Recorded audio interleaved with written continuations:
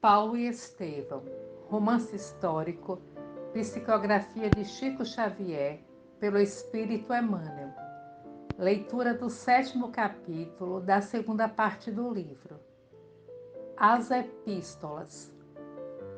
O neto de Lloyd trazia ao ex-rabino muitas novidades confortadoras. Já havia instalado as duas senhoras na cidade, era portador de alguns recursos e falou-lhe do desenvolvimento da doutrina cristã na velha capital da Acaia. Uma notícia lhe foi, sobretudo, particularmente grata.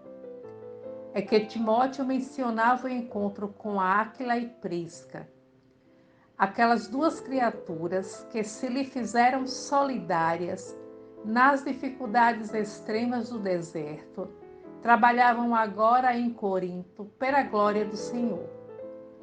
Alegrou-se profundamente. Além das muitas razões pessoais que o chamavam a Acaia, isto é, as recordações indeléveis de Gesiel e Abigail, o desejo de abraçar o casal amigo foi também uma circunstância decisiva da sua partida imediata.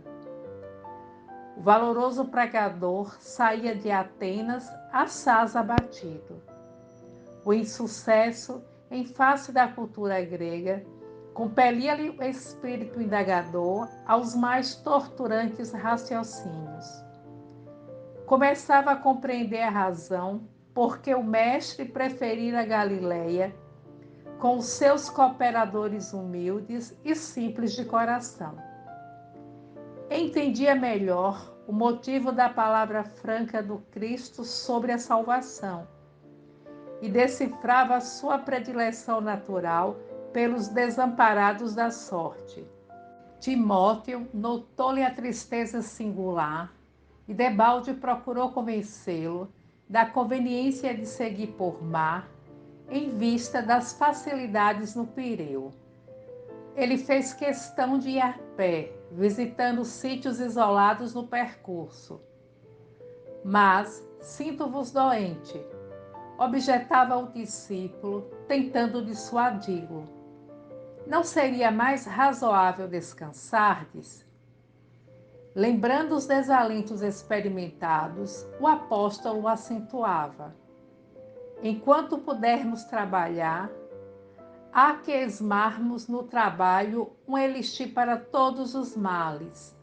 Além do mais, é justo aproveitar o tempo e a oportunidade. Julgo, entretanto, justificava o jovem amigo, que podereis adiar um pouco. Adiar por quê? Redarguiu o ex-rabino, fazendo o possível por desfazer as mágoas de Atenas. Sempre tive a convicção de que Deus tem pressa do serviço bem feito.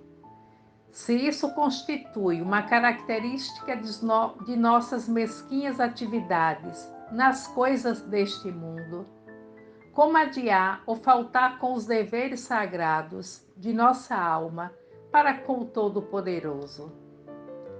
O rapaz ponderou no acerto daquelas alegações e calou-se. Assim, venceram mais de 60 quilômetros, com alguns dias de marcha e intervalos de prédicas. Nessa tarefa entre gente simples, Paulo de Tarso sentia-se mais feliz. Os homens do campo receberam a boa nova com maior alegria e compreensão. Pequenas igrejas domésticas foram fundadas, não longe do Golfo de Saron. Enlevado pelas recordações cariciosas de Abigail, atravessou o istmo e penetrou na cidade movimentada e rumorosa. Abraçou Lloyd e Eunice numa casinha do porto de Cencreia e logo procurou avistar-se com os velhos amigos do oásis de Dan. Os três abraçaram-se, tomados de infinito júbilo. Áquila e a companheira falaram longamente dos serviços evangélicos, aos quais haviam sido chamados pela misericórdia de Jesus. De olhos brilhantes, como se houvessem vencido grande batalha, contaram ao apóstolo haverem realizado o ideal de permanecer em Roma algum tempo. Como tecelões humildes, habitaram um velho casarão em ruínas, no Trastevere, fazendo as primeiras pregações do Evangelho, no ambiente mesmo das pompas cesarianas. Os judeus haviam declarado guerra franca aos novos princípios. Desde o primeiro rebate da Boa Nova, iniciaram-se grandes tormentos no gueto, do bairro pobre e desprotegido. Prisca relatou como um grupo de israelitas apaixonados lhe assaltara o aposento à noite com instrumentos de flagelação e castigo. O marido demorava-se na oficina e assim não pôde ela esquivar-se aos impiedosos açoites. Só mais tarde fora socorrida por Áquila, que a encontrou banhada em sangue. O apóstolo Tarcense exultava. Contou aos amigos, por sua vez, as dores experimentadas em toda parte pelo nome de Jesus Cristo. Aqueles martírios em comum eram apresentados como favores de Jesus, como títulos eternos da sua glória. Quem ama inquieta-se por dar alguma coisa, e os que amavam o Mestre sentiam-se extremamente venturosos em sofrerem algo por devotamento ao seu nome. Desejoso de reintegrar-se na serenidade de suas realizações ativas, olvidando a frieza ateniense, Paulo comentou o projeto da fundação de uma igreja em Corinto, ao que Áquila e sua mulher se prontificaram para todos os serviços. Aceitando-lhes o oferecimento generoso, o ex-rabino passou a residir em sua companhia, ocupando-se diariamente do seu ofício. Corinto era uma sugestão permanente de lembranças queridas do seu coração. Sem comunicar aos amigos as reminiscências que lhe borbulhavam na alma sensível, procurou rever os sítios a que Abigail se referia sempre com enlevo.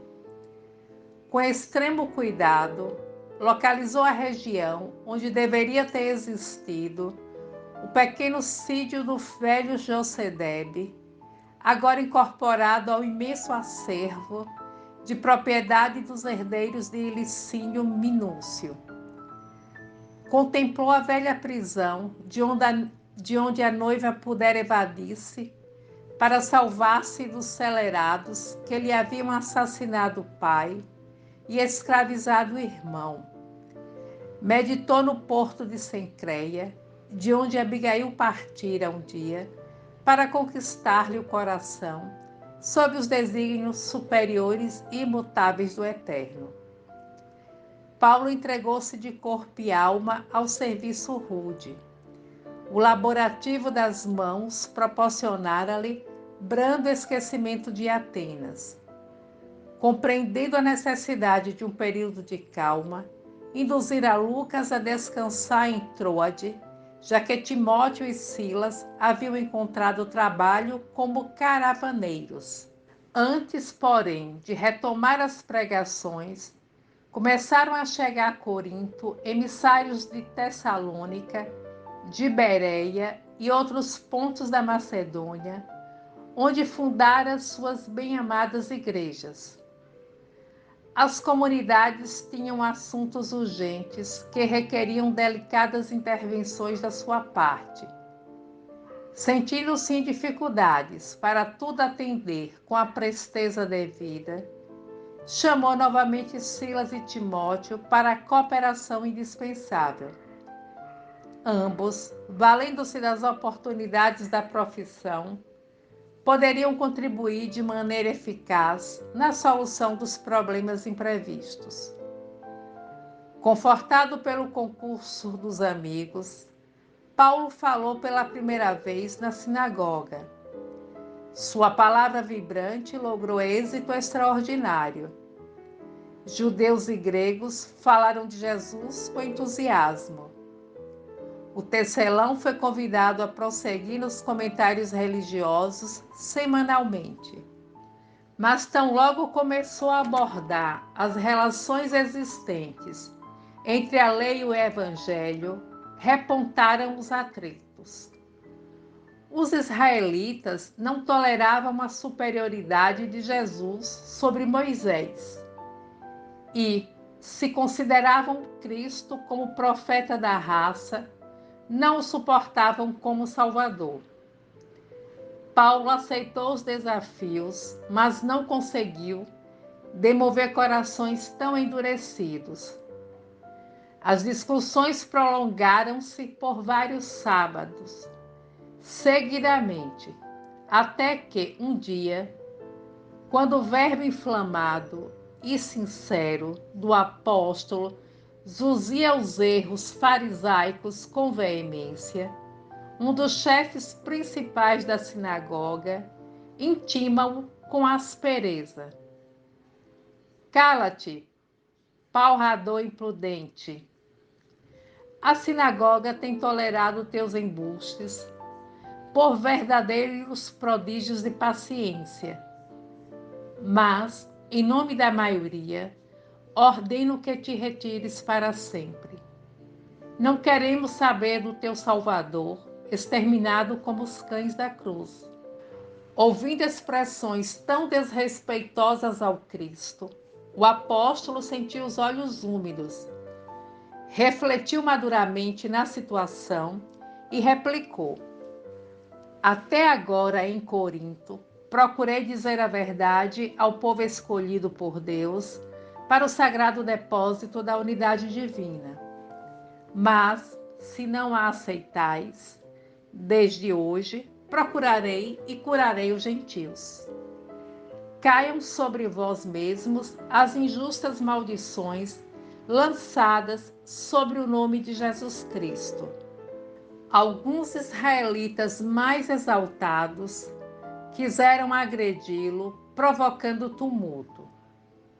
Mas um romano de nome Tito Justo, presente à assembleia, e que desde a primeira pregação sentira-se fortemente atraído pela poderosa personalidade do apóstolo, aproximou-se e estendeu-lhe os braços de amigo. Paulo pôde sair incólume do recinto, encaminhando-se para a residência do benfeitor, que pôs à sua disposição todos os elementos imprescindíveis à organização de uma igreja ativa. O tecelão estava jubiloso. Era a primeira conquista para uma fundação definitiva. Tito Justo, com auxílio de todos os simpatizantes do Evangelho, adquiriu uma casa para início dos serviços religiosos. Áquila e Prisca foram os principais colaboradores, além de Lloyd e Eunice, para que se executassem os programas traçados por Paulo, de acordo com a querida organização de Antioquia. A igreja de Corinto começou então a produzir os frutos mais ricos de espiritualidade. A cidade era famosa por sua devassidão, mas o apóstolo costumava dizer que dos pântanos nasciam muitas vezes os lírios mais belos, e como onde há muito pecado, há muito remorso e sofrimento. Em identidade de circunstâncias, a comunidade cresceu dia a dia, reunindo os crentes mais diversos, que chegavam ansiosos por abandonar aquela Babilônia incendiada pelos vícios. Com a presença de Paulo, a igreja de Corinto adquiria singular importância e quase diariamente chegavam emissários das regiões mais afastadas. Eram portadores da Galácia a pedirem providências para as igrejas de Pisídia, companheiros de Icônio, de Listra, de Tessalônica, de Chipre, de Jerusalém. Em torno do apóstolo, formou-se um pequeno colégio de seguidores, de companheiros permanentes que com ele cooperavam nos mínimos trabalhos. Paulo, entretanto, preocupava-se intensamente. Os assuntos eram urgentes, quão variados. Não podia olvidar o trabalho de sua manutenção. Assumira compromissos pesados com os irmãos de Corinto. Devia estar atento à coleta destinada a Jerusalém. Não podia desprezar as comunidades anteriormente fundadas. Aos poucos, compreendeu que não bastava enviar emissários. Os pedidos choviam de todos os sítios por onde perambulava, levando as alvíceras da Boa Nova. Os irmãos, carinhosos e confiantes, contavam com a sua sinceridade e dedicação, compelindo-o a lutar intensamente. Sentindo-se incapaz de atender a todas as necessidades ao mesmo tempo, o abnegado discípulo do Evangelho, valendo-se um dia do silêncio da noite, quando a igreja se encontrava deserta, rogou a Jesus, com lágrimas nos olhos, não lhe faltassem com os socorros necessários ao cumprimento integral da tarefa. Terminada a oração, sentiu-se envolvido em branda claridade. Teve a impressão nítida de que recebia a visita do Senhor. Genuflexo, experimentando indizível comoção, ouviu uma advertência serena e carinhosa. Não temas, dizia a voz, prossegue ensinando a verdade e não te cales, porque estou contigo. O apóstolo deu curso às lágrimas que lhe fluíam do coração. Aquele cuidado amoroso de Jesus, aquela exortação em resposta ao seu apelo, penetravam-lhe a alma em ondas cariciosas. A alegria do momento dava para compensar todas as dores e padecimentos do caminho. Desejoso de aproveitar a sagrada inspiração do momento que fugia, pensou nas dificuldades para atender às várias igrejas fraternas. Tanto bastou para que a voz dulcíssima continuasse. Não te atormentes com as necessidades do serviço. É natural que não possas assistir pessoalmente a todos ao mesmo tempo, mas é possível a todos satisfazeres simultaneamente pelos poderes do Espírito. Procurou atinar com o sentido justo da frase, mas teve dificuldade íntima de o conseguir.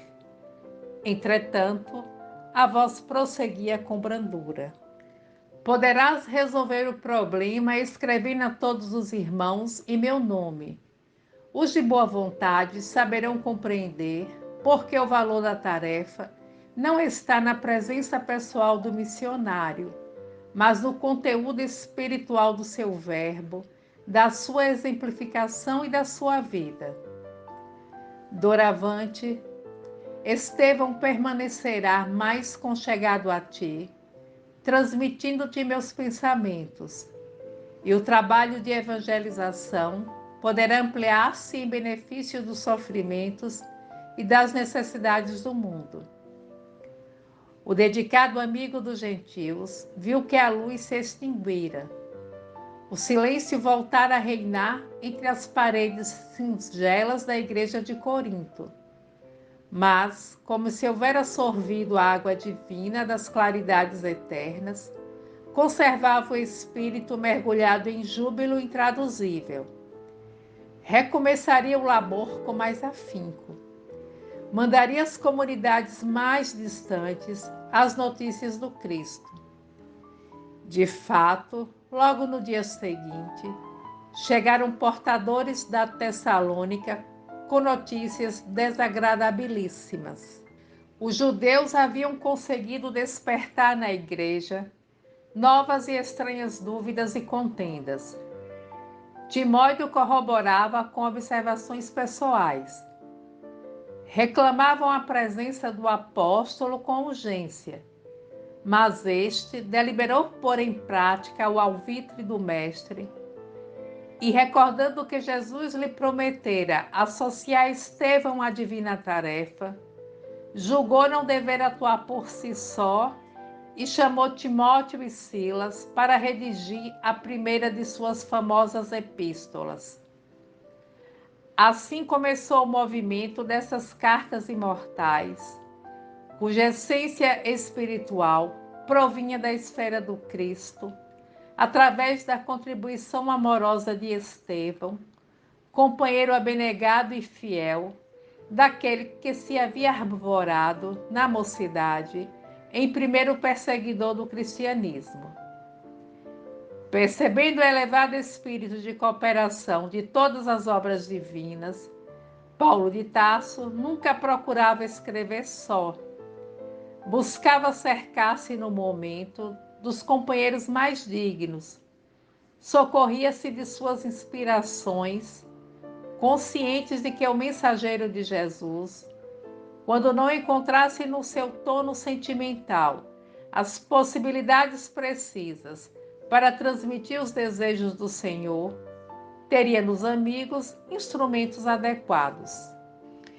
Desde então, as cartas amadas e célebres, tesouro de vibrações de um mundo superior, eram copiadas e sentidas em toda parte. E Paulo continuou a escrever sempre, ignorando, contudo, que aqueles documentos sublimes, escritos muitas vezes em hora de angústias extremas, não se destinavam a uma igreja particular, mas à cristandade universal. As epístolas lograram êxito rápido. Os irmãos as disputavam nos rincões mais humildes por seu conteúdo de consolações, e o próprio Simão Pedro, recebendo as primeiras cópias em Jerusalém, reuniu a comunidade e, lendo-as comovido, declarou que as cartas do convertido de Damasco deviam ser interpretadas como cartas do Cristo aos discípulos e seguidores, afirmando ainda que elas assinalavam um novo período luminoso na história do Evangelho. Altamente confortado, o ex-doutor da lei procurou enriquecer a igreja de Corinto de todas as experiências que trazia da instituição antioquense. Os cristãos da cidade viviam num oceano de júbilos indefiníveis. A igreja possuía seu departamento de assistência aos que necessitavam de pão, de vestuário, de remédios.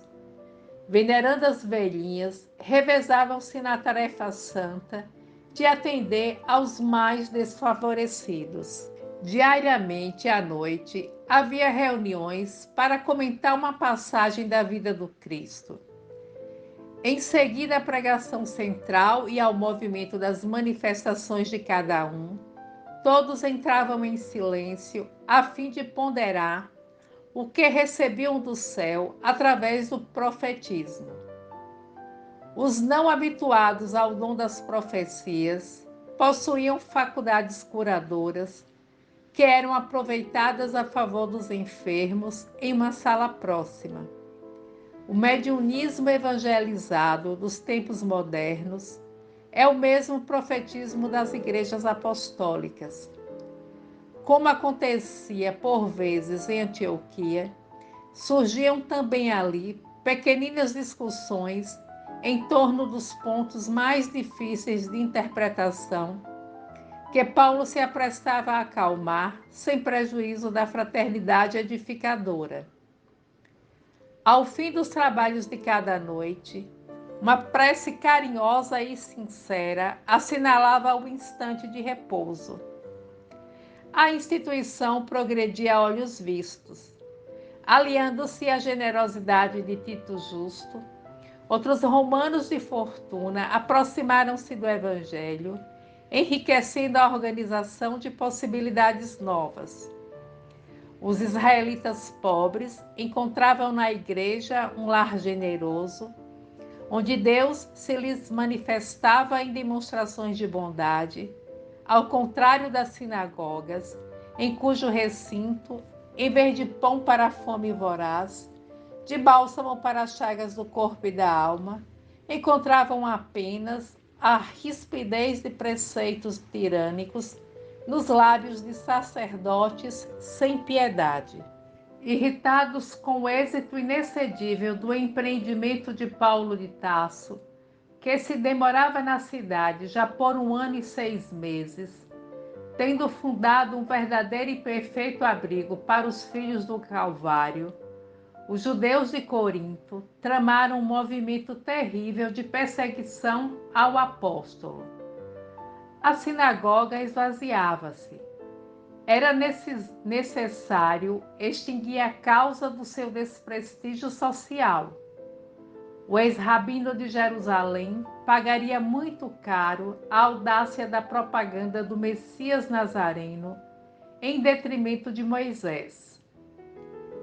Era procônsul da Caia, com residência em Corinto, um romano generoso e ilustre que costumava agir sempre de acordo com a justiça em sua vida pública.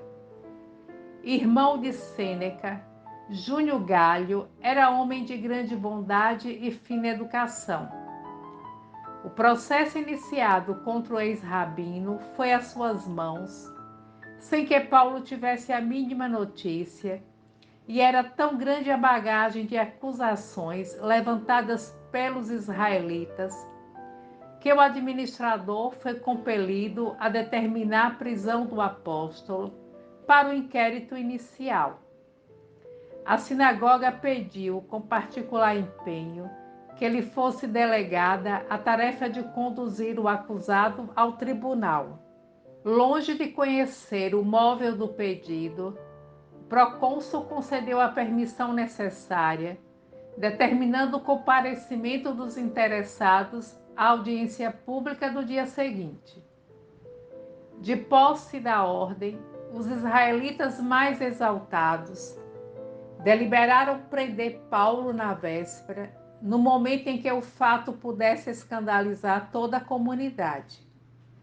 À noite, justamente quando o ex-rabino comentava o evangelho, tomado de profundas inspirações, o grupo armado parou à porta, destacando-se alguns judeus mais eminentes que se dirigiram ao interior. Paulo ouviu a voz de prisão com extrema serenidade. Outro tanto, porém, não aconteceu com a assembleia. Houve grande tumulto no recinto. Alguns moços mais exaltados apagaram as tochas, mas o apóstolo valoroso, num apelo solene e comovedor, bradou alto: Irmãos, acaso quereis o Cristo sem testemunho? A pergunta ressoou no ambiente, contendo todos os ânimos. Sempre sereno, o ex-rabino ordenou que acendessem as luzes e, estendendo os pulsos para os judeus admirados, disse com acento inesquecível: Estou pronto. Um componente do grupo, despeitado com aquela superioridade espiritual, avançou e deu-lhe com os açoites em pleno rosto. Alguns cristãos protestaram. Os portadores da ordem de Galho revidaram com aspereza, mas o prisioneiro, sem demonstrar mais leve revolta, clamou em voz mais alta: Irmãos, regozijemo-nos em Cristo Jesus. Estejamos tranquilos e jubilosos, porque o Senhor nos julgou dignos. Grande serenidade estabeleceu-se então na assembleia. Várias mulheres soluçavam baixinho. Áquila e a esposa dirigiram ao apóstolo um inovidável olhar, e a pequena caravana demandou o cárcere na sombra da noite. Atirada ao fundo de uma enxovia úmida, Paulo foi atado ao tronco do suplício e houve de suportar a flagelação dos 39 açoites. Ele próprio estava surpreendido. Sublime paz banhava-lhe o coração de brandos consolos. Não obstante sentir-se sozinho entre perseguidores cruéis, experimentava nova confiança no Cristo. Nessas exposições, não lhe doíam as vergastadas impiedosas.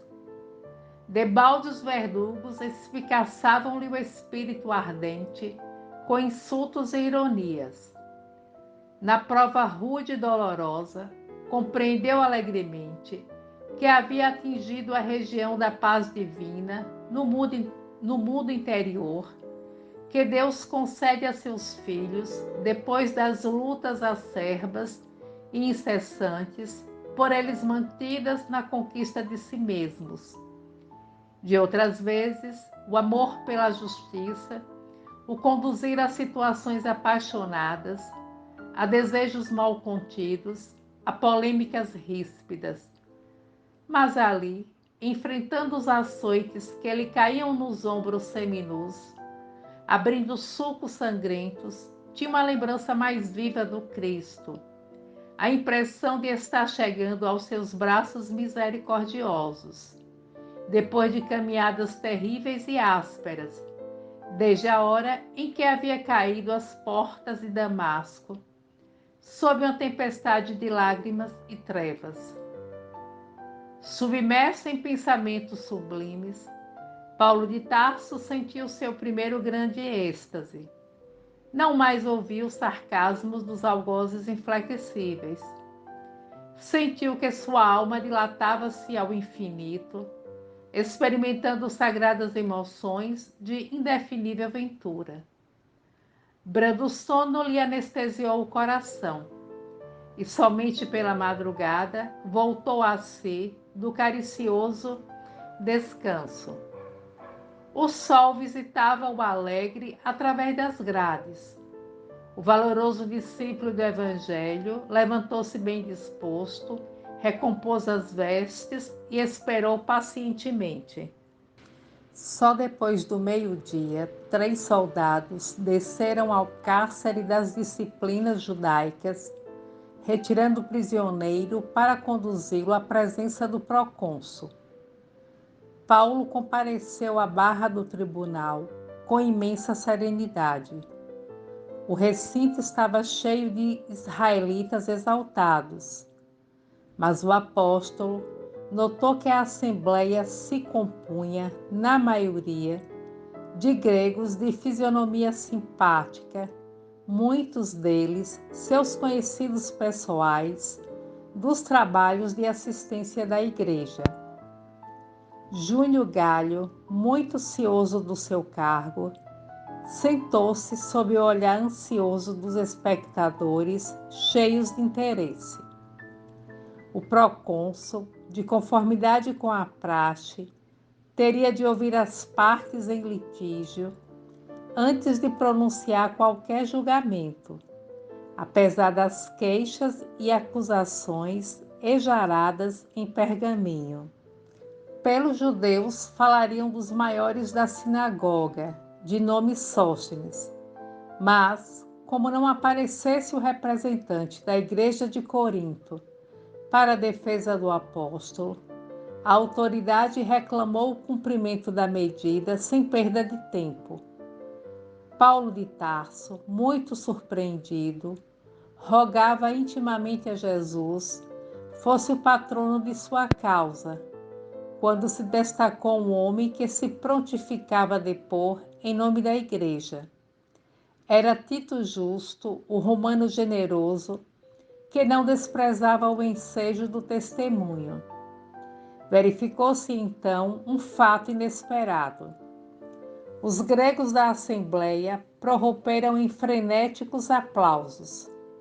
Júnior Galho determinou que os acusadores iniciassem as declarações públicas necessárias. Sóstenes entrou a falar com grande aprovação dos judeus presentes. Acusava Paulo de blasfemo, desertor da lei, feiticeiro. Referia o seu passado acrimoniosamente. Contou que os próprios parentes o haviam abandonado. O procônsul ouvia atento, mas não deixou de manter uma atitude curiosa. Com o indicador da direita, comprimia um ouvido sem atender à estupefação geral. O maioral da sinagoga, no entanto, desconcertava-se com aquele gesto.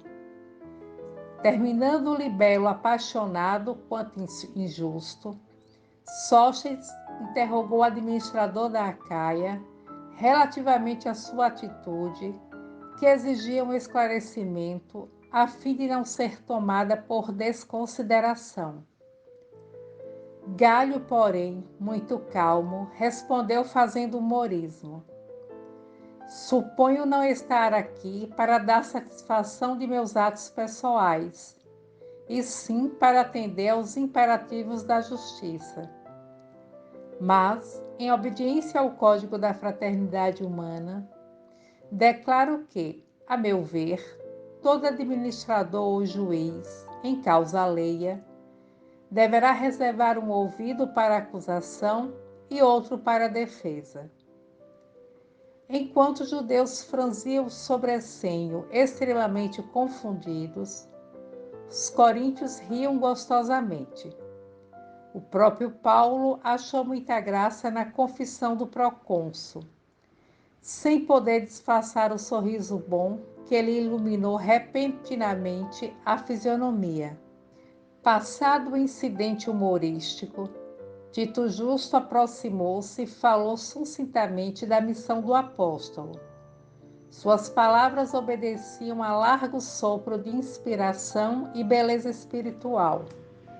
Júnior Galho, ouvindo a história do convertido de Damasco, dos lábios de um compatrício, mostrou-se muito impressionado e comovido. De quando em vez, os gregos prorrompiam em exclamações de aplauso e contentamento. Os israelitas compreenderam que perdiam terreno de momento a momento. Ao fim dos trabalhos, o chefe político da Acaia tomou a palavra para concluir que não via crime algum no discípulo do Evangelho, que os judeus deviam, antes de qualquer acusação injusta, examinar a obra generosa da Igreja de Corinto, porquanto, na sua opinião, não havia agravo dos princípios israelitas, que a só controvérsia de palavras não justificava violências, concluindo pela frivolidade das acusações e declarando não desejar função de juiz em assunto daquela natureza. Cada conclusão formulada era ruidosamente aplaudida pelos coríntios. Quando Júnior Galho declarou que Paulo devia considerar-se em plena liberdade, os aplausos atingiram ao delírio. A autoridade recomendou que a retirada se fizesse em ordem, mas os gregos aguardaram a descida de Sóstenes e, quando surgiu a figura solene do mestre, atacaram sem piedade. Estabelecido enorme tumulto na escada longa que separava o tribunal da via pública, Tito Justo acercou-se aflito do procônsul e pediu que interviesse. Galho, entretanto, continuando a preparar-se para regressar à casa, dirigiu a Paulo um olhar de simpatia e acrescentou calmamente: não nos preocupemos. Os judeus estão muito habituados a esses tumultos. Se eu, como juiz, resguardei um ouvido, parece-me que Sóstenes deveria resguardar o corpo inteiro na qualidade de acusador. E demandou o interior do edifício em atitude impassível. Foi então que Paulo, surgindo no topo da escada, bradou: irmãos, apaziguai-vos por amor ao Cristo. A exortação caiu em cheio sobre a turma numerosa e tumultuária. O efeito foi imediato. cessaram os rumores e os impropérios. Os últimos contendores paralisaram os braços inquietos. O convertido de Damasco acorreu pressuroso em socorrer Sóstenes, cujo rosto sangrava. O acusador implacável do dia foi conduzido à sua residência pelos cristãos de Corinto, por atenderem aos apelos de Paulo com extremos cuidados.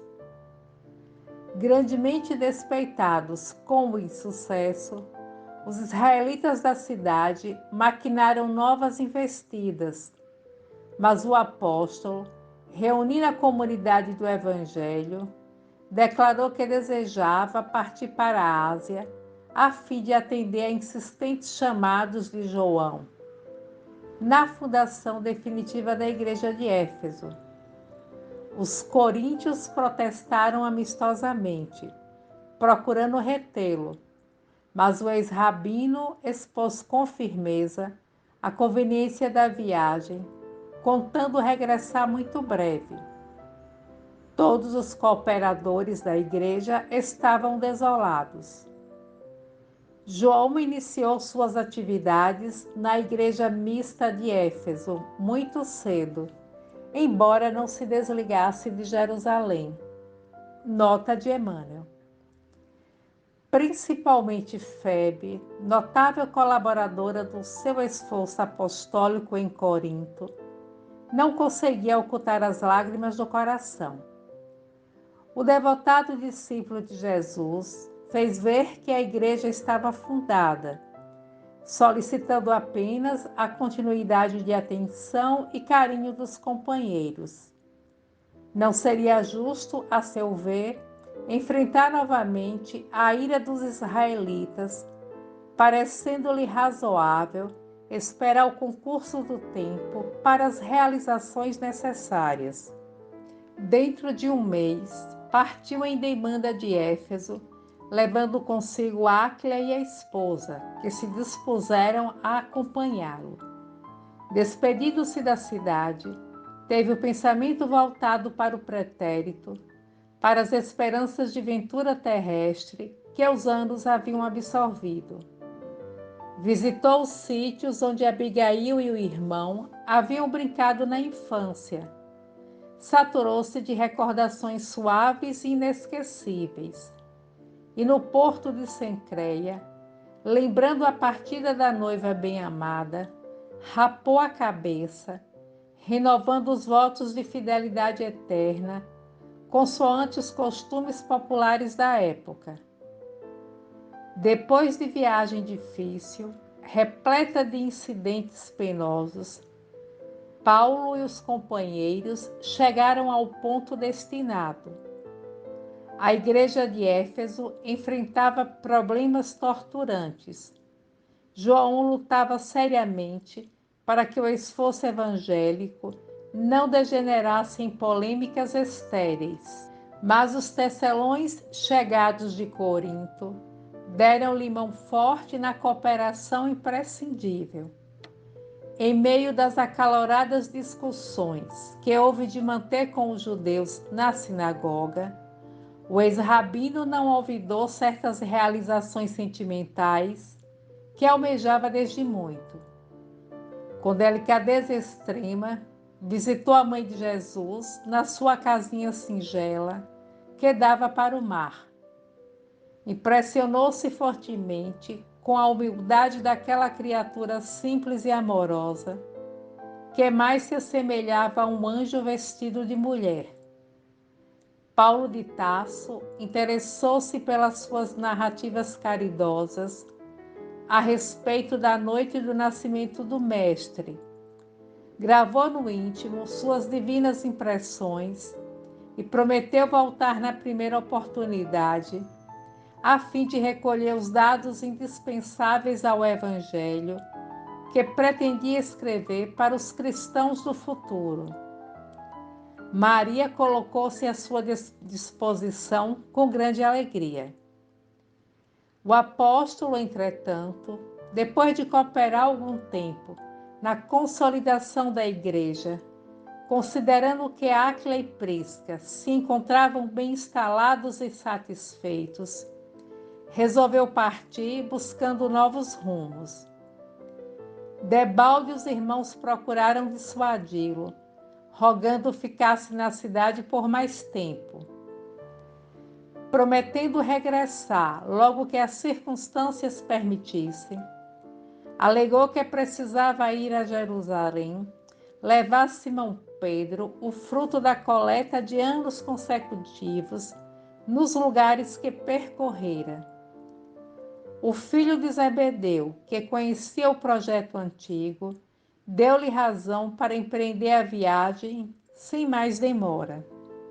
Como já se encontrassem novamente a seu lado, Silas e Timóteo fizeram-lhe companhia nessa nova excursão. Através de enormes dificuldades, mas pregando sempre a boa nova, com verdadeiro entusiasmo devocional, chegaram ao porto de Cesareia, onde permaneceram alguns dias, instruindo os interessados no conhecimento do Evangelho. Dali, dirigiram-se a pé para Jerusalém, distribuindo consolações e curas ao longo do caminho. Chegados à capital do judaísmo, o ex-pescador de Cafarnaum recebeu-os com júbilos inexcedíveis. Simão Pedro apresentava grande abatimento físico, em virtude das lutas terríveis e incessantes, para que a igreja suportasse, sem maiores abalos, as tempestades primitivas. Seus olhos, porém, guardavam a mesma serenidade característica dos discípulos fiéis. Paulo entregou-lhe alegremente a pequena fortuna, cuja aplicação iria assegurar maior independência à instituição de Jerusalém para o desenvolvimento justo da obra do Cristo. Pedro agradeceu comovido e abraçou-o com lágrimas. Os pobres, os órfãos, os velhos desamparados e os convalescentes teriam doravante uma escola abençoada de trabalho santificante. Pedro notou que o ex-rabino também estava alquebrado de corpo. Muito magro, muito pálido, cabelos já grisalhos. Tudo nele denunciava a intensidade das lutas empenhadas. As mãos e o rosto estavam cheios de cicatrizes. O ex-pescador, diante do que via, falou-lhe com entusiasmo das suas epístolas que se espalhavam por todas as igrejas, lidas com avidez. Profundamente experimentado em problemas de ordem espiritual, alegou a convicção de que aquelas cartas provinham de uma inspiração direta do Mestre Divino, observação que Paulo de Tarso recebeu comovidíssimo, dada a espontaneidade do companheiro. Além disso, acrescentava Simão prazerosamente: não podia haver elemento educativo de tão elevado alcance quanto aquele.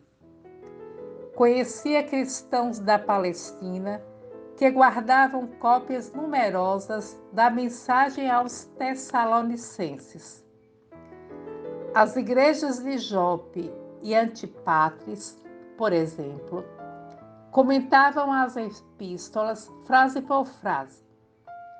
O ex-rabino sentiu imenso conforto para prosseguir na luta redentora. Após alguns dias, demandou Antioquia junto dos discípulos. Descansou algum tempo junto dos companheiros bem-amados, mas sua poderosa capacidade de trabalho não permitia maiores intermitências de repouso. Nessa época, não passava semana que não recebesse representações de diversas igrejas dos pontos mais distantes. Antioquia de Pisídia sumariava dificuldades. Icônio reclamava novas visitas. Bereia rogava providências. Corinto carecia esclarecimentos. Colossas insistia por sua presença breve. Paulo de Tarso, valendo-se dos companheiros da ocasião, enviava-lhes letras novas, a todos atendendo com o maior carinho. Em tais circunstâncias, nunca mais o apóstolo dos gentios esteve só na tarefa evangelizadora. Sempre assistido por discípulos numerosos, suas epístolas, que ficariam para os cristãos do futuro, estão, em sua maioria, repletas de referências pessoais, suaves e doces. Terminado o estágio em Antioquia, voltou ao berço natal, aí falando das verdades eternas e conseguindo despertar grande número de tassenses para as realidades do Evangelho. Em seguida, internou-se de novo pelas alturas do Tauro, visitou as comunidades de toda a Galácia e Frígia, levantando o ânimo dos companheiros de fé, no que empregou elevada percentagem de tempo. Nesse afã incansável e incessante, conseguiu arregimentar novos discípulos para Jesus, distribuindo grandes benefícios em todos os recantos iluminados pela sua palavra edificante, porque também ilustrada em fatos. Em toda parte, lutas sem tréguas, alegrias e dores, angústias e amarguras do mundo, que não lhe chegavam a arrefecer as esperanças nas promessas de Jesus. De um lado, eram os israelitas rigorosos, inimigos ferrenhos e declarados do Salvador. Do outro, os cristãos indecisos, vacilando entre as conveniências pessoais e as falsas interpretações. O missionário tassense, no entanto, conhecendo que o discípulo sincero terá de experimentar as sensações da porta estreita todos os dias, nunca se deixou empolgar pelo desânimo, renovando a cada hora o propósito de tudo suportar, agir, fazer e edificar pelo Evangelho, inteiramente entregue a Jesus Cristo. Vencidas as lutas indefesas, deliberou regressar a Éfeso, interessado na feitura do Evangelho, decalcado nas recordações de Maria. Não mais encontrou Áquila e Prisca, retornados a Corinto, em companhia de um tal Apolo, que se notabilizara por sua cultura entre os recém-convertidos. Embora pretendesse apenas manter algumas conversações mais longas com a filha inesquecível de Nazaré, foi compelido a enfrentar a luta séria com os cooperadores de João. A sinagoga conseguira grande ascendente político sobre a igreja da cidade, que ameaçava sossobrar. O ex-rabino percebeu o perigo e aceitou a luta sem reservas. Durante 3 meses, discutiu na sinagoga em todas as reuniões. A cidade, que se mantinha em dúvidas atrozes, parecia alcançar uma compreensão mais elevada e mais rica de luzes.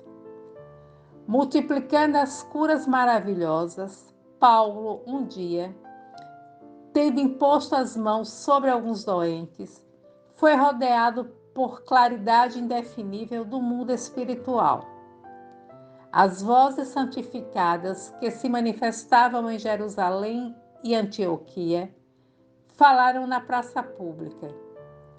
Esse fato teve enorme repercussão e deu maior autoridade aos argumentos do apóstolo em contradita aos judeus. Em Éfeso não se falava de outra coisa.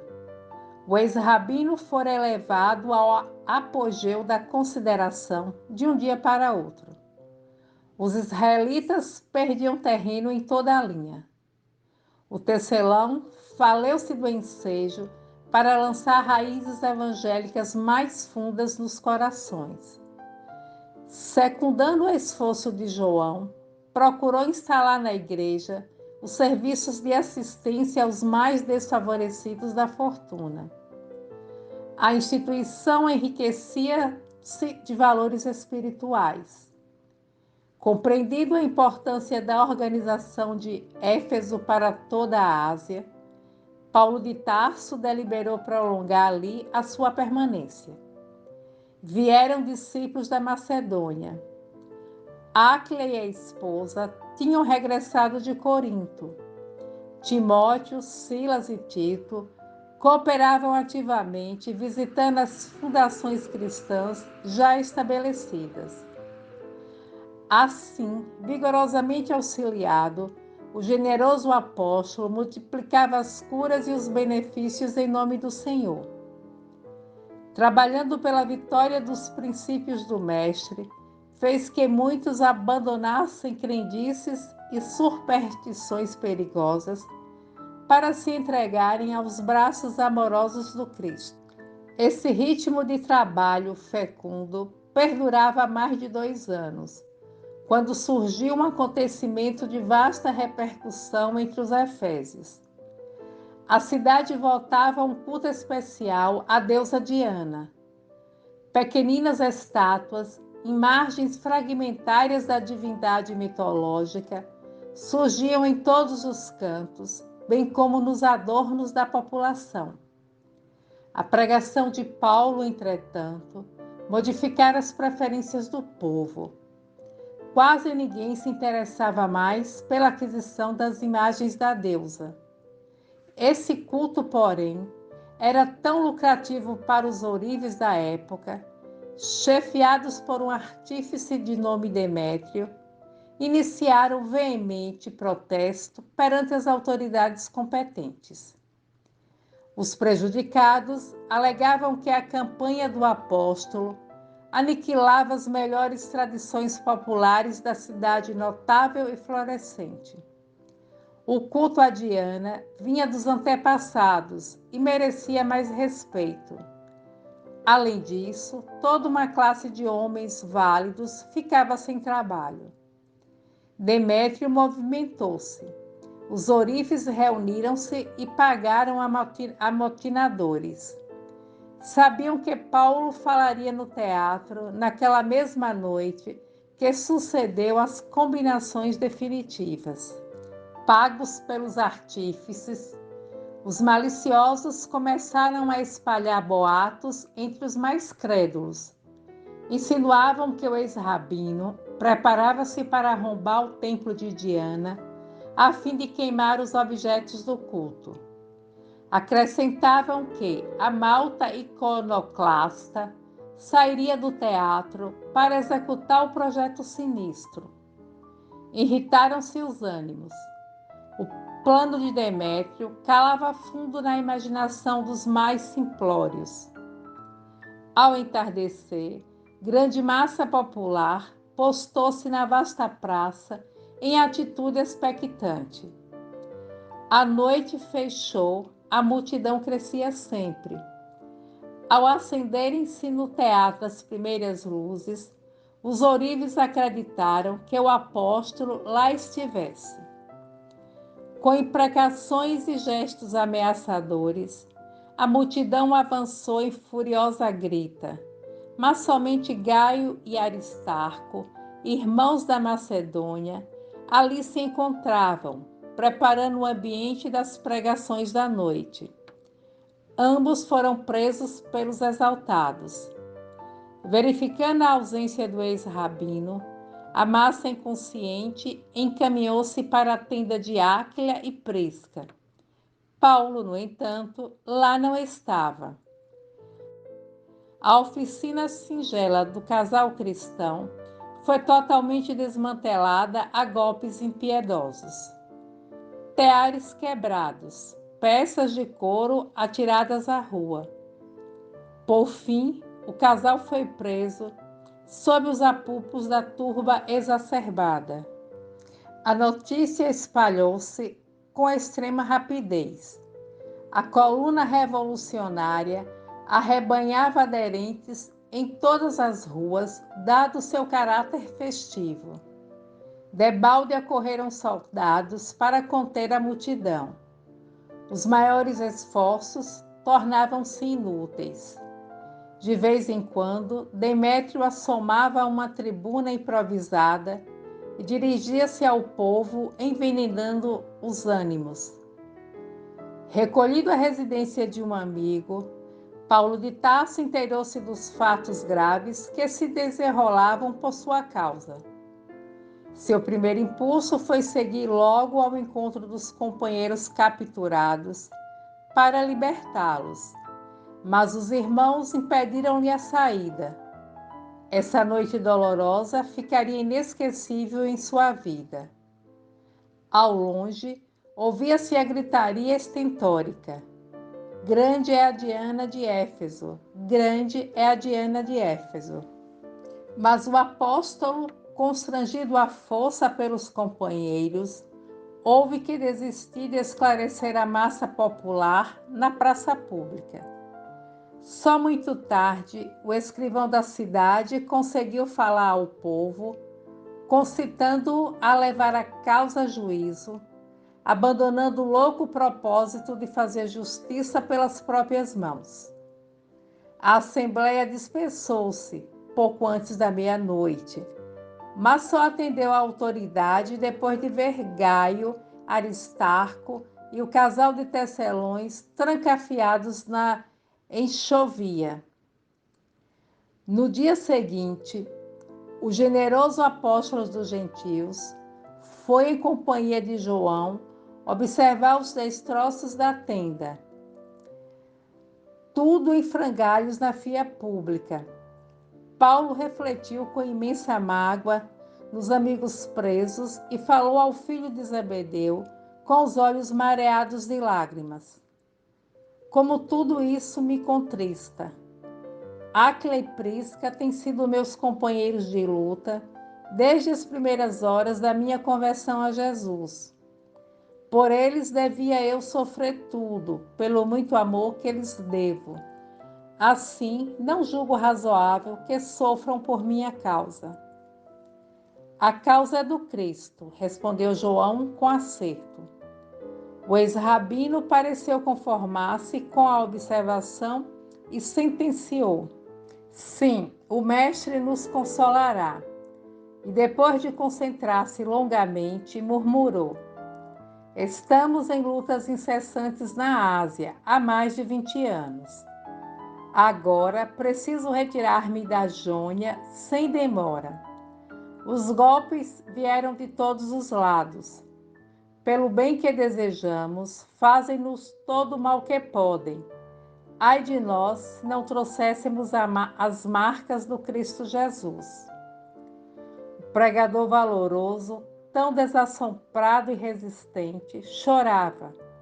João percebeu, contemplou-lhe os cabelos prematuramente encandecidos e procurou desviar o assunto.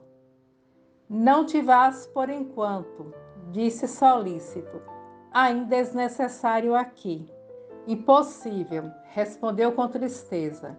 A revolução dos artífices continuaria. Todos os irmãos pagariam caro a minha companhia. Mas não pretendes escrever o Evangelho consoante as recordações de Maria? Perguntou mellifluamente o filho de Zebedeu. É verdade, confirmou esse rabino com serenidade amarga. Entretanto, é forçoso partir.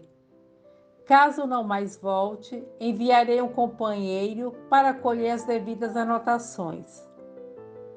Contudo, poderias ficar conosco. O tecelão de Tarso fitou o companheiro com tranquilidade e explicou em atitude humilde: talvez estejas enganado. Nasci para uma luta sem tréguas, que deverá prevalecer até o fim dos meus dias. Antes de encontrar as luzes do Evangelho, errei criminosamente, embora com o sincero desejo de servir a Deus. Fracassei muito cedo na esperança de um lar. Tornei-me odiado de todos, até que o Senhor se compadecesse de minha situação miserável, chamando-me às portas de Damasco.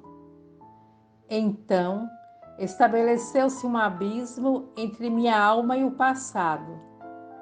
Abandonado pelos amigos da infância, tive de procurar o deserto e recomeçar a vida. Da tribuna do Sinédrio, regressei ao tear pesado e rústico. Quando voltei a Jerusalém, o judaísmo considerou-me doente e mentiroso. Em Tarso, experimentei o abandono dos parentes mais caros. Em seguida, recomecei em Antioquia a tarefa que me conduzia ao serviço de Deus. Desde então, trabalhei sem descanso, porque muitos séculos de serviço não dariam para pagar quanto devo ao cristianismo. E saí às pregações. Peregrinei por diversas cidades, visitei centenas de aldeias, mas de nenhum lugar me retirei sem luta áspera. Sempre saí pela porta do cárcere, pelo apedrejamento, pelo golpe dos açoites. Nas viagens por mar, já experimentei o naufrágio mais de uma vez. Nem mesmo no bojo estreito de uma embarcação tenho podido evitar a luta. Mas Jesus me tem ensinado a sabedoria da paz interior em perfeita comunhão de seu amor. Essas palavras eram ditas em tom de humildade tão sincera que o filho de Zebedeu não conseguia esconder sua admiração. És feliz, Paulo, disse ele convicto, porque entendeste o programa de Jesus a teu respeito. Não te dou a recordação dos martírios sofridos, porque o Mestre foi compelido a retirar-se do mundo pelos tormentos da cruz. Regozijemo-nos com as prisões e sofrimentos. Se o Cristo partiu sangrando em feridas tão dolorosas, não temos o direito de acompanhá-lo sem cicatrizes.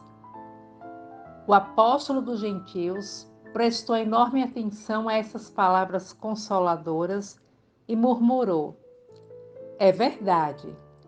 Além do mais, acrescentou o companheiro emocionado, devemos contar com calvários numerosos. Se o Cordeiro Imaculado padeceu na cruz da ignomínia, de quantas cruzes necessitaremos para atingir a redenção? Jesus veio ao mundo por imensa misericórdia. Acenou-nos brandamente, convocando-nos a uma vida melhor.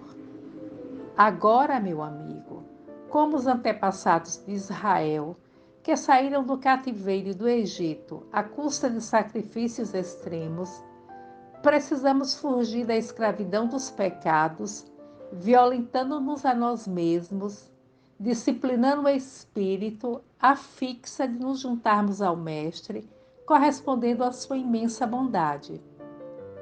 Paulo meneou a cabeça pensativo e acentuou: desde que o Senhor se dignou a convocar-me ao serviço do Evangelho, não tenho meditado em outra coisa. Nesse ritmo cordial, conversaram muito tempo, até que o apóstolo dos gentios concluiu mais confortado.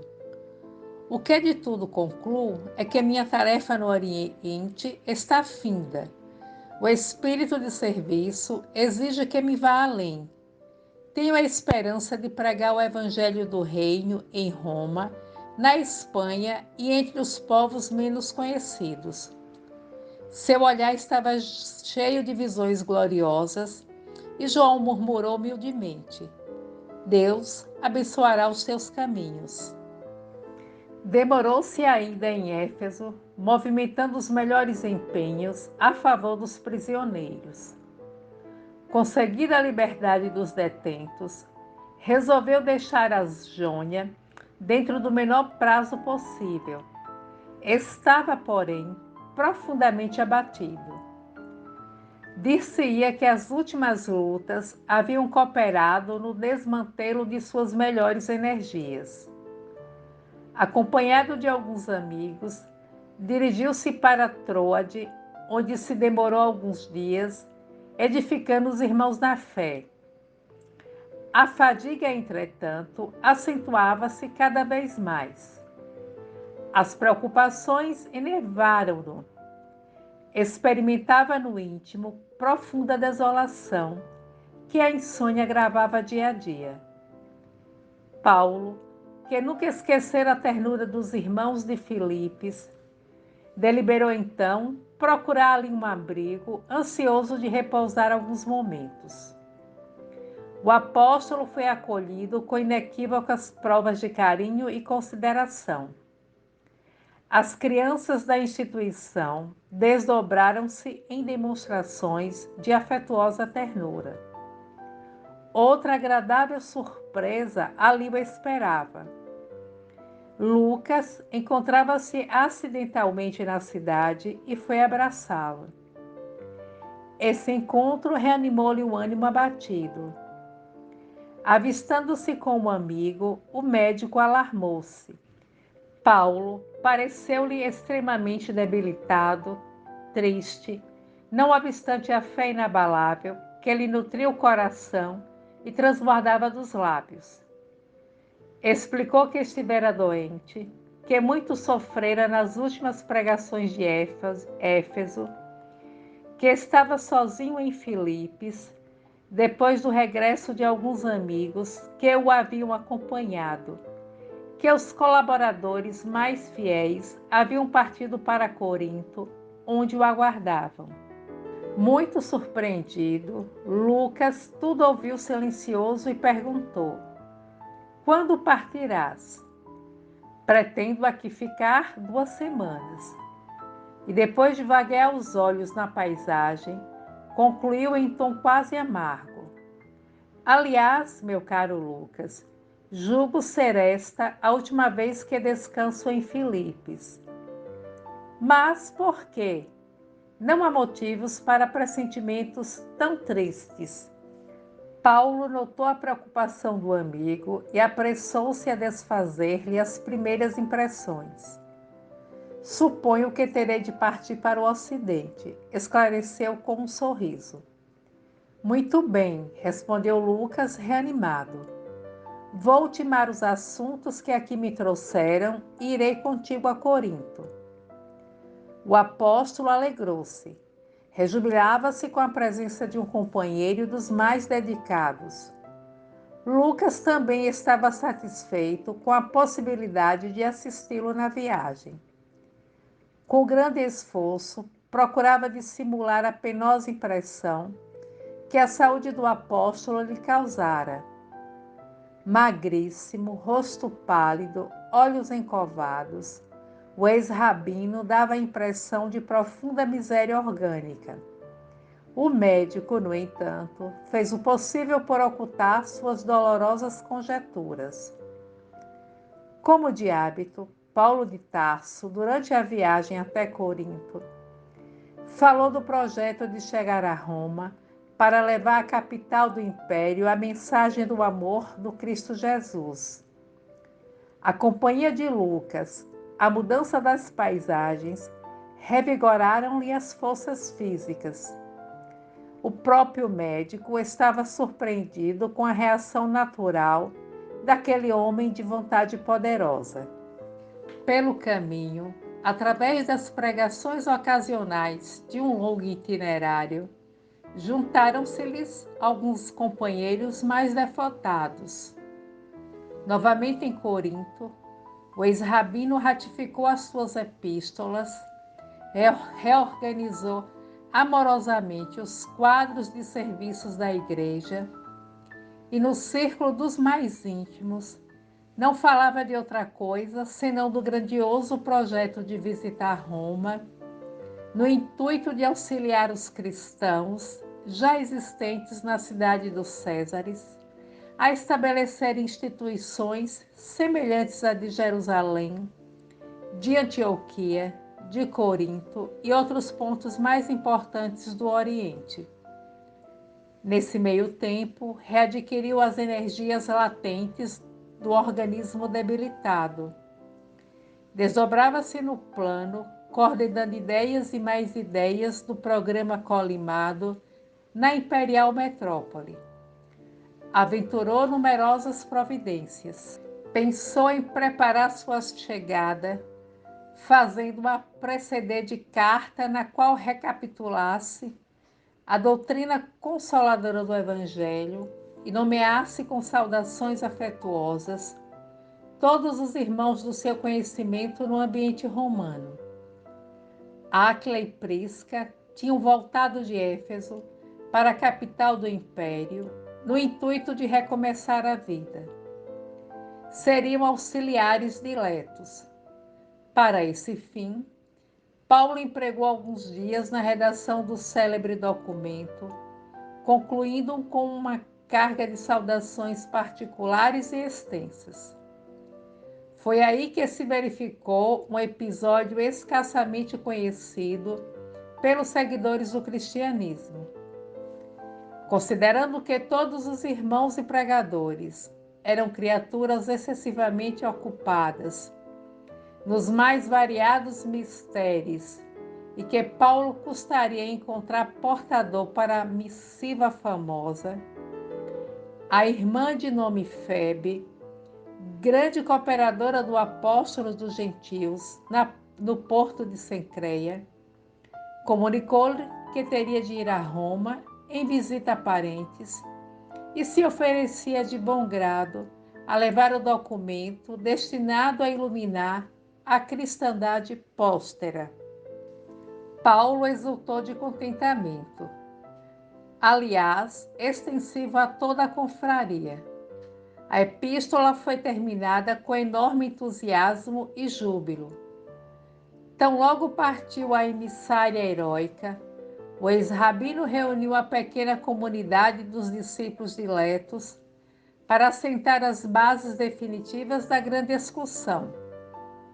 Começou explicando que o inverno estava a começar, mas tão depressa voltasse o tempo de navegação, embarcaria para Roma. Depois de justificar a excelência do plano, visto já está implantado o Evangelho nas regiões mais importantes do Oriente, pediu aos amigos íntimos lhe dissessem como e até que ponto lhe seria possível secundá-lo. Timóteo alegou que Eunice não podia, no momento, dispensar seus cuidados, dado o falecimento da veneranda Lloyd. Segundo expôs, precisava regressar a Tessalônica e Aristarco o secundou nesse parecer. Sópatro falou de suas dificuldades em Pérea. Gaio pretendia partir para Derbe no dia seguinte. Tíquico e Trófimo alegaram a necessidade urgente de irem a Éfeso, de onde pretendiam mudar para Antioquia, berço natal de ambos. Quase todos os demais estavam impossibilitados de participar da excursão. Apenas Silas afirmou que poderia fazê-lo, fosse como fosse. Chegada, porém, a vez de Lucas, que se mantivera até então calado, disse ele estar pronto e resolvido a compartilhar dos trabalhos e alegrias da missão de Roma. De toda a assembleia, 2 apenas poderiam acompanhá-lo. Paulo, todavia, mostrou-se conformado e satisfeitíssimo. Bastavam-lhe Silas e Lucas, habituados aos seus métodos de propaganda e com os mais belos títulos de trabalho e dedicação à causa de Jesus. Tudo corria às maravilhas. O plano combinado auspiciava grandes esperanças, quando no dia imediato um peregrino pobre e triste surgia em Corinto, desembarcado de uma das últimas embarcações, chegadas ao Peloponeso para a ancoragem longa do inverno. Vinha de Jerusalém, bateu às portas da igreja e procurou instantaneamente por Paulo, a fim de entregar-lhe uma carta confidencial. Defrontando o singular mensageiro, o apóstolo surpreendeu-se.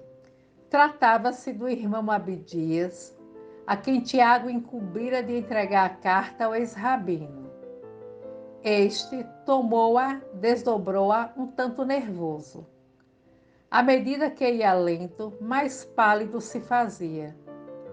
Tratava-se de um documento particular da mais alta importância. O filho de Alfeu comunicava ao ex-doutor da lei os dolorosos acontecimentos que se desenrolavam em Jerusalém. Tiago avisava que a igreja sofria nova e violentíssima perseguição do Sinédrio. Os rabinos haviam decidido reatar o fio das torturas infligidas aos cristãos. Simão Pedro fora banido da cidade. Grande número de confrades eram alvo de novas perseguições e martírios. A igreja fora assaltada por fariseus sem consciência e só não sofrera depredações de maior vulto em virtude do respeito que o povo lhe consagrava. Dentro de suas atitudes conciliatórias, conseguira aplacar os ânimos mais exaltados, mas o Sinédrio alegava a necessidade de um entendimento com Paulo, a fim de conceder tréguas. A ação do apóstolo dos gentios, incessante e ativa, conseguira lançar as sementes de Jesus em toda parte. De todos os lados, o Sinédrio recebia consultas, reclamações, notícias alarmantes. As sinagogas iam ficando desertas. Tal situação requeria esclarecimentos. Baseado nesses pretextos, o maior tribunal dos israelitas desfechara tremendos ataques contra a organização cristã em Jerusalém. Tiago relatava os acontecimentos com grande serenidade e rogava a Paulo de Tarso não abandonasse a igreja naquela hora de lutas acerbas. Ele, Tiago, estava envelhecido e cansado.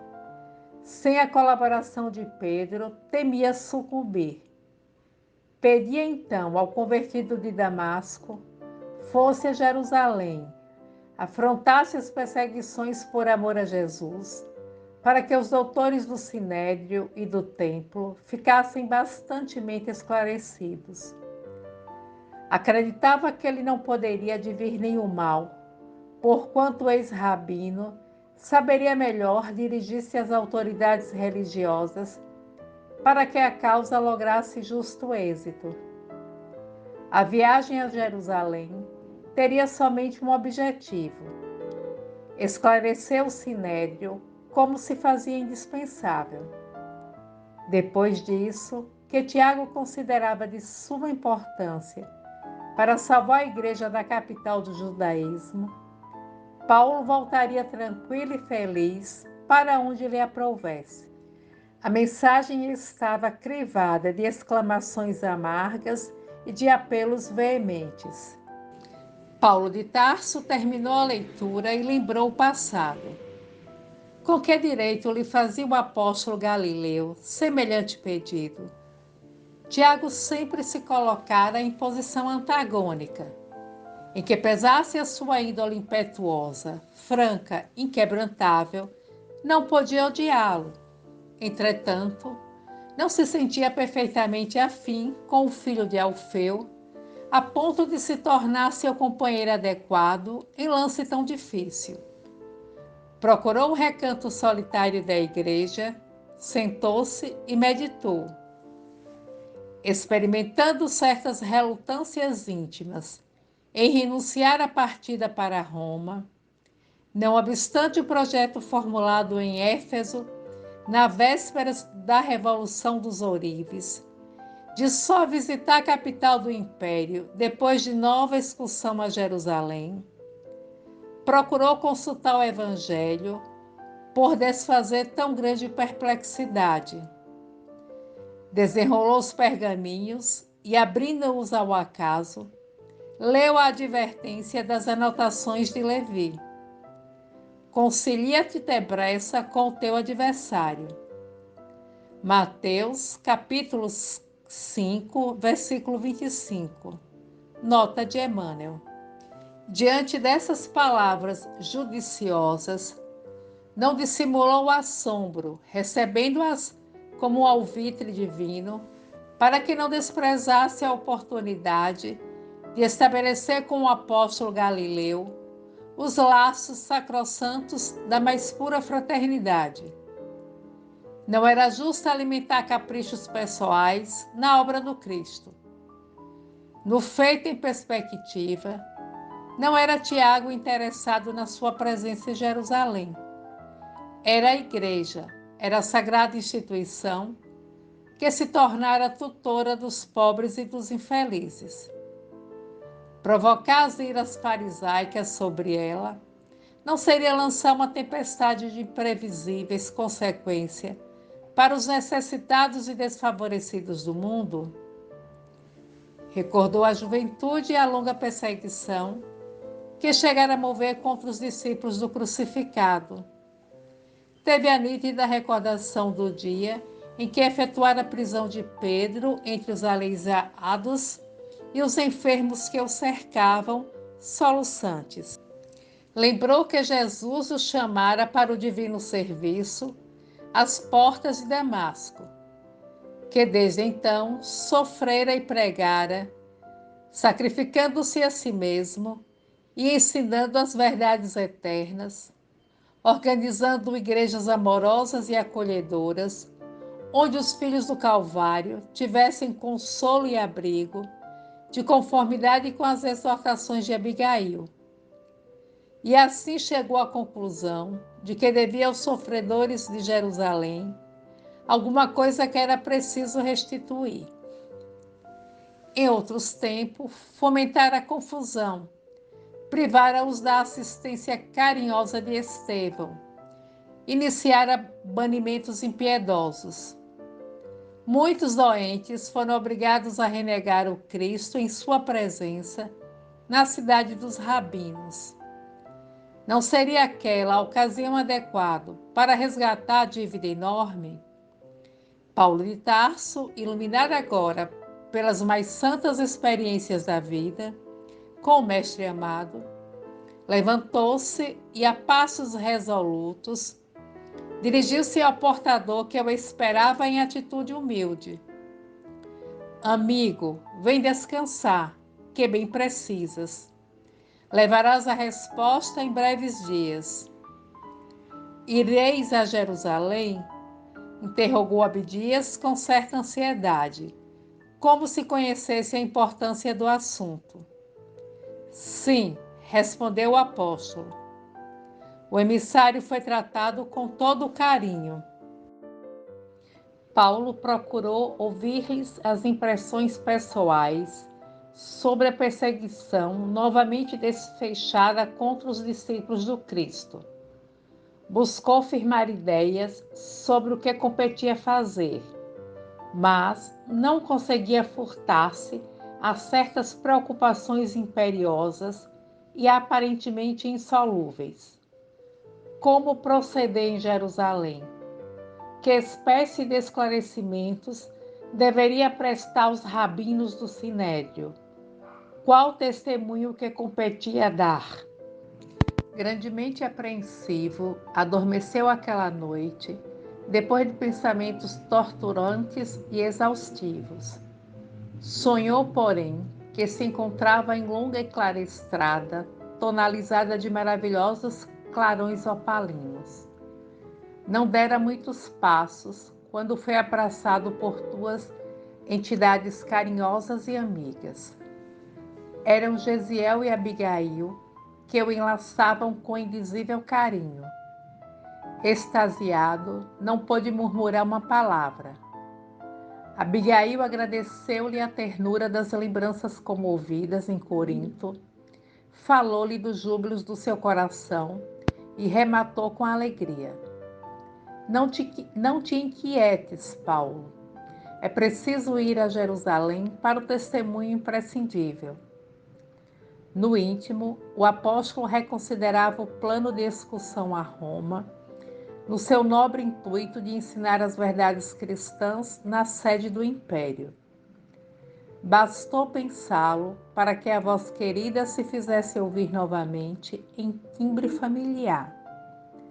Tranquiliza-te, porque irás a Roma cumprir um sublime dever, não porém como queres, mas de acordo com os desígnios do Altíssimo.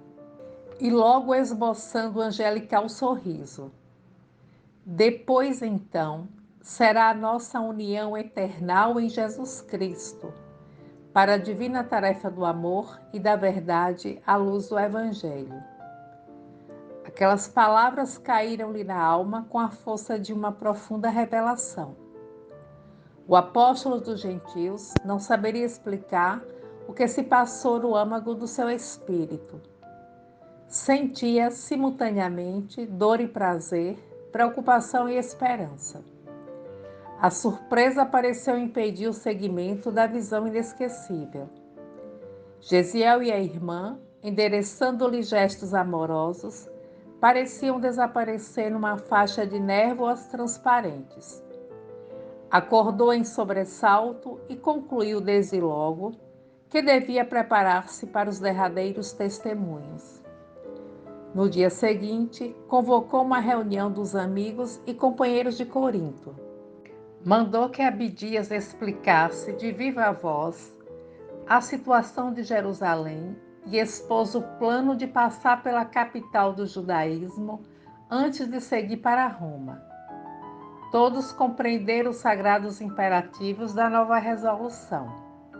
Lucas, todavia, adiantou-se e perguntou: de acordo com a modificação do projeto, quando pretendes partir?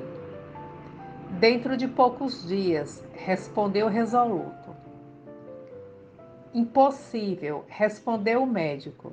Não poderemos concordar com a tua viagem a pé a Jerusalém. Além de tudo, precisas descansar alguns dias depois de tantas lutas. O ex-rabino refletiu um momento e concordou. Tens razão. Ficarei em Corinto algumas semanas. No entanto, pretendo fazer a viagem por etapas, no intuito de visitar as comunidades cristãs, pois tenho a intuição de minha partida breve para Roma e de que não mais verei as igrejas amadas em corpo mortal. Essas palavras eram pronunciadas em tom melancólico. E Lucas e os demais companheiros ficaram silenciosos, e o apóstolo continuou. Aproveitarei o tempo instruindo Apolo sobre os trabalhos indispensáveis do Evangelho nas diversas regiões da Acaia. Em seguida, desfazendo a impressão de suas afirmativas menos animadoras no tocante à viagem a Roma, incutiu nova alento ao auditório, emitindo conceitos otimistas e esperançosos. Traçou vasto programa para os discípulos, recomendando atividades à maioria entre as comunidades de toda a Macedônia, a fim de que todos os irmãos estivessem apostos para suas despedidas. Outros foram despachados para a Ásia com idênticas instruções. Decorridos 3 meses de permanência em Corinto, novas perseguições dos judeus foram desfechadas contra a instituição. A sinagoga principal da Acaia havia recebido secretas notificações de Jerusalém. Nada menos que a eliminação do apóstolo a qualquer preço. Paulo percebeu a insídia e despediu-se prudentemente dos coríntios, partindo em companhia de Lucas e Silas, a pé, para visitar as igrejas de Macedônia. Por toda a parte, pregou a palavra do Evangelho, convencido de que era a última vez que fixava aquelas paisagens. Despedia-se comovido dos velhos amigos de outros tempos. Fazia recomendações no tom de quem ia partir para sempre. Mulheres reconhecidas, anciãs e crianças, acorriam a beijar-lhe as mãos com enternecimento. Chegando a Filipos, cuja comunidade fraternal lhe falava mais intimamente ao coração, sua palavra suscitou torrentes de lágrimas.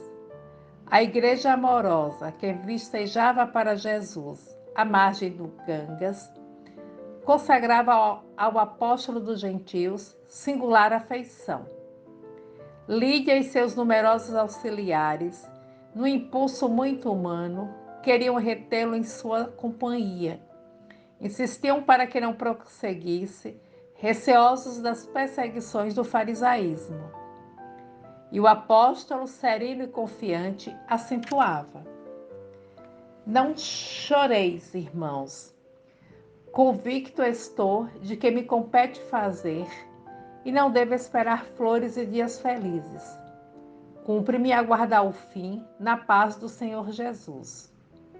A existência humana é de trabalho incessante e os derradeiros sofrimentos são a coroa do testemunho. Eram exortações cheias de esperanças e alegrias por confortar os mais tímidos e renovar a fé nos corações fracos e sofredores. Dando por terminada a tarefa nas zonas de Filipos, Paulo e os companheiros navegaram com destino a Troade. Nesta cidade, o apóstolo fez, com inexcedível êxito, a derradeira pregação na 7ª noite de sua chegada, verificando-se o célebre incidente com o jovem Eutico, que caiu de uma janela do 3º andar do prédio em que se realizavam as práticas evangélicas, sendo imediatamente socorrido pelo ex-rabino, que o colheu semi-morto e devolveu-lhe a vida em nome de Jesus. Em Troade, outros confrades se reuniram à pequena caravana. Atentos à recomendação de Paulo, partiram com Lucas e Silas para Assos, a fim de contratar a preço módico algum velho barco de pescadores, porquanto o apóstolo preferia viajar desse modo entre as ilhas e portos numerosos para despedir-se dos amigos e irmãos que por ali amorejavam. Assim aconteceu. E, enquanto os colaboradores tomavam embarcação confortável, o ex-rabino palmilhou mais de 20 quilômetros de estrada só pelo prazer de abraçar os continuadores humildes da sua grandiosa faina apostólica. Adquirindo em seguida um barco muito ordinário, Paulo e os discípulos prosseguiram a viagem para Jerusalém, distribuindo consolações e socorros espirituais às comunidades humildes e obscuras. Em todas as praias, eram gestos comovedores a deuses amargurosos. Em Éfeso, porém, a cena foi muito mais triste, porque o apóstolo solicitara o comparecimento dos anciãos e dos amigos para falar-lhes particularmente ao coração.